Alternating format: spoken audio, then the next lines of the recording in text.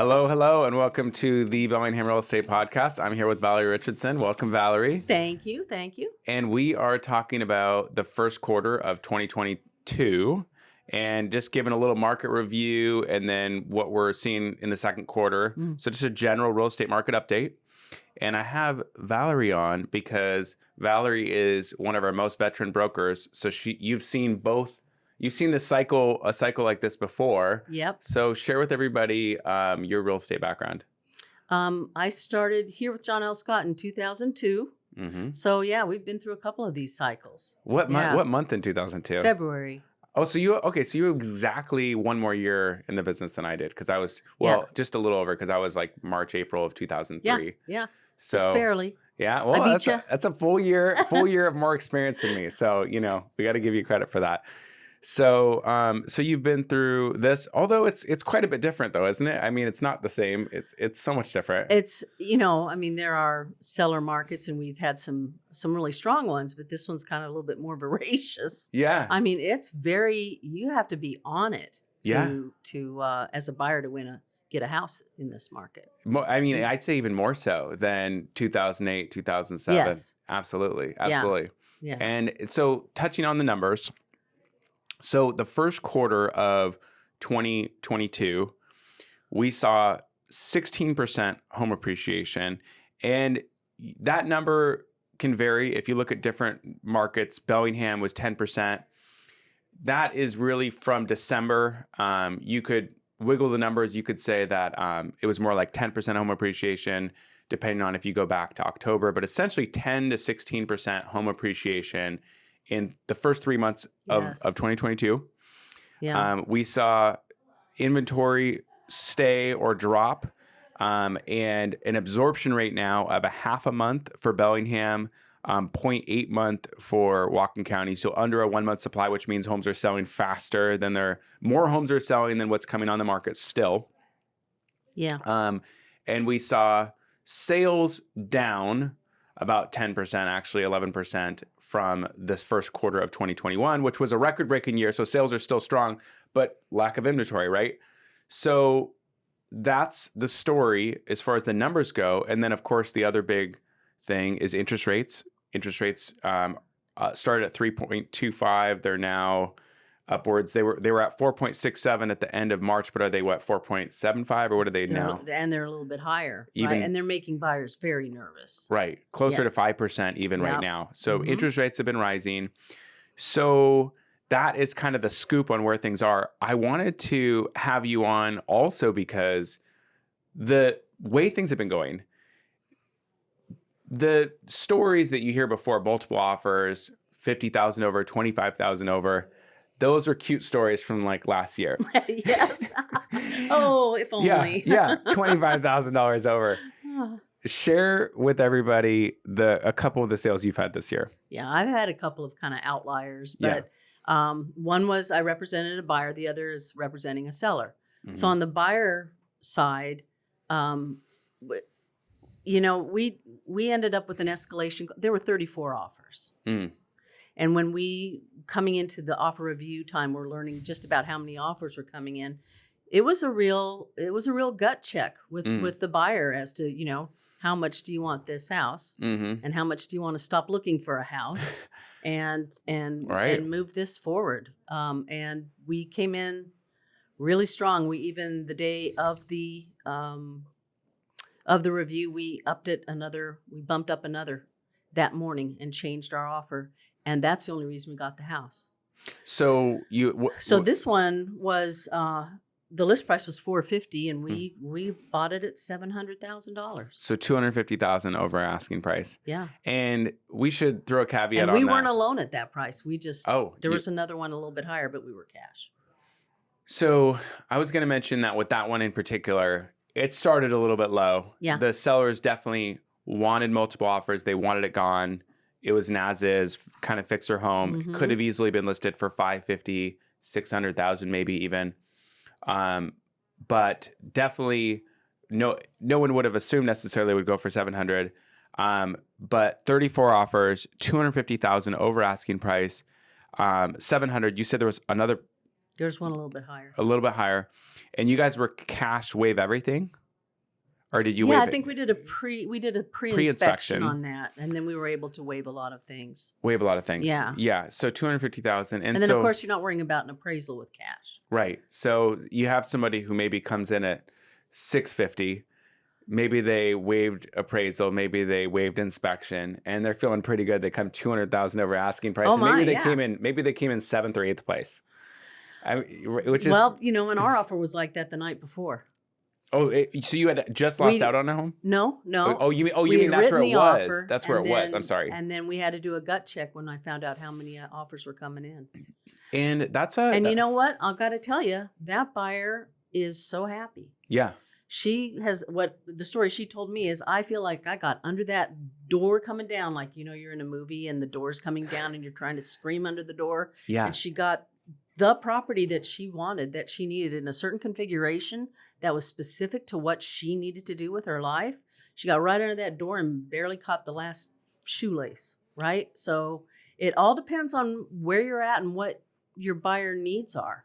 That's a good point. And you got to if you see it, you need to go all in if you're going to get the house. Well, and when did that close? Just a couple of months ago. But here's the thing is, when I was looking at the statistics, most of the 12, 11 to 16% home appreciation so far this year actually came really in mid-February through March. And so, a sale like that, maybe at the time, $450,000, $500,000 seemed like an okay list price. Things have kind of reset essentially. Yes. To where that wouldn't even necessarily look like, if you relisted that for $700,000 today, even just 2 months later, it wouldn't seem that off. And so it's not like she bought it way over what the market was kind of creating. It's even just in where that. Are we headed? And is it better to bite it now and get it? Yeah. Or wait? And this buyer, was she somebody who wanted that home for the long term? Yes. Right. And when you have like other requirements, like you need to plan for extended family or be able to, one of the things that's really hot right now are an option for extended family, an exterior separate entrance, possible make it a rental for rental income. Or additional dwelling unit. Anything like that is really in demand. And so if you find something like that and all you got to do is fix it up, and if you can, then that one had a basement, right? With a walkout basement, right? Yes. Yeah. Yeah. With an exterior entrance. That's true. And it had a lot of other nice features too. So it just needed some loving. So it still has upside even at the purchase price. That's a great upside. Yeah. And wait till next year. Indeed. Indeed. Because last year I had a buyer and I remember saying, I can't pay $600,000 for a split entry on Alabama Hill. And I was like, no, you can't. I mean, that just seems like a lot. Well, look where we are now. Right. Yeah. Right. Well, and so it's kind of like the conversation has become, because things have been going up so rapidly, it's very easy to get caught up in, well, gosh, I could have got that for this at that point. The better question right now is, okay, well, what do you think things are going to be like in a year? Yes. And or in 2 years? And do you see any path to where that's going to be lower price for you or less expensive for you to buy? If the answer is no, then it doesn't really matter actually in a lot of ways what happened in the past. No. That's gone. Yeah, exactly. Yeah. Waiting is not your friend right now. No. And so talk about the listing then too, because this is just as good. Oh my gosh. Yeah. So then another dramatic one was, so I listed a house, these things kind of market responses happen when you have sort of a unique property, especially. Mm-hmm. So how long has it been since we listed a really nice Rambler in a really nice mature neighborhood, pretty central in Bellingham, privacy in the backyard, beautiful grounds, moving condition. Every time you put an and to something, the price goes up. Right. And pretty soon you've got the unicorn. Yeah. So that's what I had. Yeah. And so we listed a lovely, lovely Rambler, about 2,200 square feet. I listed at $872,500. I know we had a couple people drive up from the Portland area and someone else flew in from somewhere to see this house. And we got 12 offers and it pended and closed at $1,145,000. So it was $272,000 over asking. $272,000. Another one like that. And I have to preface this by saying that I'm not trying to make this sound like this is the normal. No. But it is telling on these are Can great happen. examples of what can happen and have happened in the first quarter of 2022. Right. And those are two sales in Bellingham both. Yes. That have been a part of, but not the complete picture of what's been kind of resetting things. Right. So yeah, now it's like you just said it. So now if you have a sprawling rambler that's modern, move-in ready, mature landscaping, great neighborhood, everybody's looking for, that the demand is so high that, you know, 700,000-800,000 now is not going to get it done. And now it's $1 million property essentially. Right. And it's just the world we're living in. And unfortunately, there's a couple builders who are trying to build those homes, skiers. Mm-hmm. You know, was that a skier's home? Originally, yeah, it was built by Dick Skiers. Yeah. And so that's a Skiers built. They're trying to build, and I know that their new homes are going to be starting over $1 million. So it's not like, and you just said it had, and especially the over 2,000 square foot ones that they're going to be building. Mm-hmm. And so you just said it's even the resale market, but it had the mature landscaping. It had probably some things that a new home wouldn't have. Absolutely. And that is exactly right. Right. Yeah. People don't like the better than new joke, but there is some things about. There is something when it's mature landscaping all around so that you have a sense of privacy. See, privacy is the thing, right? Right. That adds to that one. You know, in any market, buyer market, seller market, recession, pandemic, it's worth what someone's willing to pay for it. Right. And when people say, what do you think this will sell at? I mean, we are having a hard time predicting. Yeah. Because we don't know what someone is actually willing to pay for things, right? I mean, right. You can't really predict that. And so you go as best you can and then put it to the entire market and let the market dictate. And so before we jumped off, I wanted to touch on just this new world we're living in as far as how offers are working, how buyers can navigate this market, and kind of what's happening moving forward. Obviously, with interest rates rising, it's actually, I'm finding when I'm looking at the numbers, it's having two effects. So on one measure, you can see that, okay, there's going to be a slew of first-time home buyers that are just going to fall out of the market and that are going to be being pushed out of the market, unfortunately, or getting pushed into outer markets because affordability obviously is a major issue. On the other hand, you have sellers who maybe were going to sell and put their house in the market this last month or two or in this next couple months, but with rising interest rates, they're hesitating to make the move.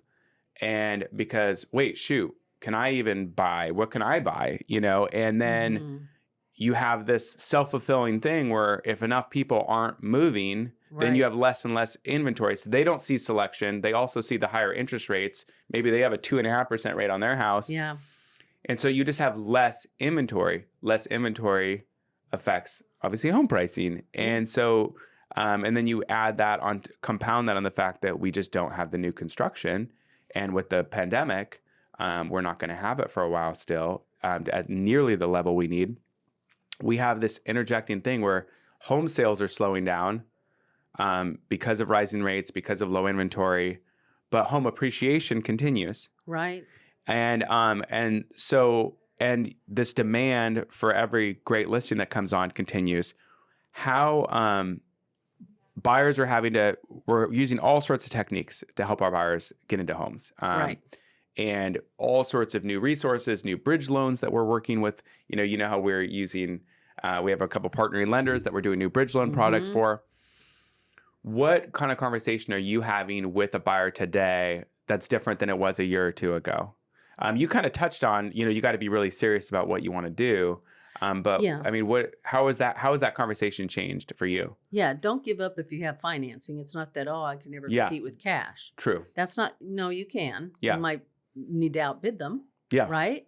But, we're having conversations about earnest money and making enough of an earnest money or even a non-refundable deposit, which, there's a gut check for you. But if you're very confident in your financing, if you've gotten all the way through underwriting, that's awesome because that is really strong. That takes risk out for the seller and it makes you more competitive. If you have extra cash, put it toward additional down payment and tell the seller that through the 22AD form that you will cover any shortfall in appraisals, because that's another thing a seller worries about. You want to take as much of the risk out as you can financially afford for the sellers to make it most competitive.